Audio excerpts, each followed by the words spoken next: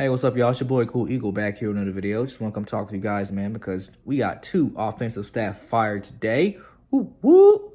Two guys that pioneered in helping us have a 30-second place offense this year. In pass plays of over 20-plus yards, we were 32nd in that. Touchdown passes, 32nd in that. Interceptions, I think we were top 2 in that.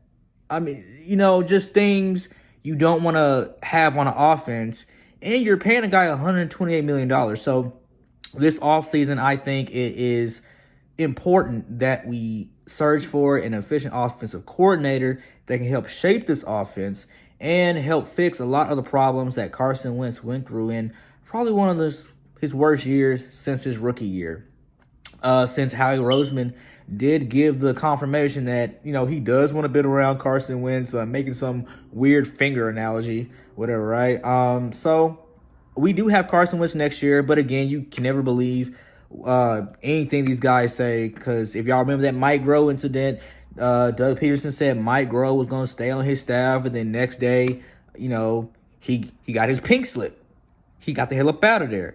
So now we got Rich and Marty out of there. And next video, I think it's important that I talk about offensive coordinators on the market that would potentially be good at filling in a very much needed spot in the Philadelphia Eagles offense. Because you don't want to go into next year with this same offense and then wonder why we're getting all the scrutiny and we're end up at like 4-12 next year. You don't want that. I don't think the Philly sports fans could take that.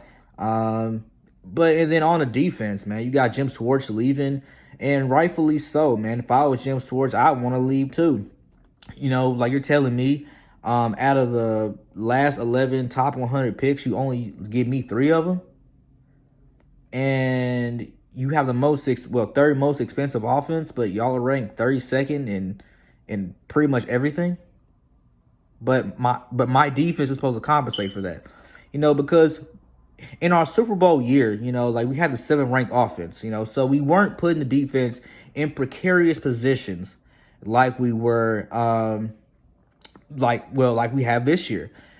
And it's just crazy how a lot of the young players that come out on Twitter, Kayvon Wallace, Miles Sanders, talking about it, like they were upset at the benching. They were confused about it. Like, bro, what are you confused for? You're 4-11-1. At that point, you should be just collecting the paycheck and count your blessings that you made it healthy out this season, because a lot of Philadelphia Eagles players don't do that, as we know historically, okay? And then it's just so crazy that, Jalen Hurts even came out and said that he was aware that Nate Sudfeld was going to come in and play at some point.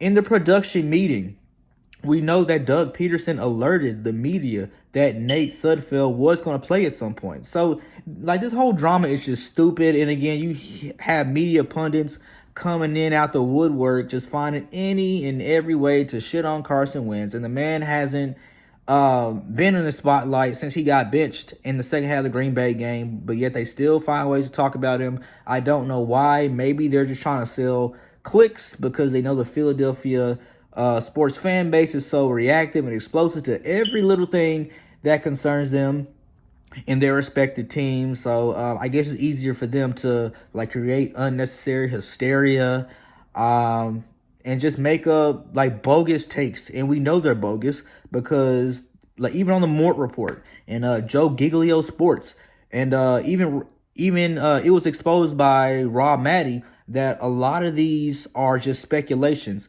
Carson Wentz's agent has said nothing about Carson Wentz wanting to leave Philadelphia. Carson Wentz has made it clear he wants to stay in Philadelphia. So, and then Howie Roseman and Doug Peterson have made it seem that Carson's going to be in Philadelphia. I don't know what's going to be of Jalen Hurts. I hope we don't do another Nick Foles, Carson Wentz situation.